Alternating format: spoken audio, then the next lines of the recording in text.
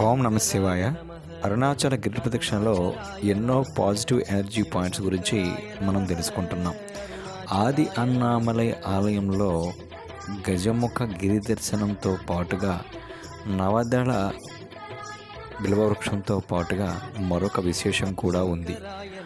గోపురం ఎన్నిసార్లు కట్టినా నిలబడలేదట. ఆలయ గోపురం కూలిపోతూ ఉంటే ఆలయ గోపురానికి లోపల వైపు ఒక యక్షుడులను ఖాయమని చెప్పి ఆ గోపురాన్ని నిర్మించారట.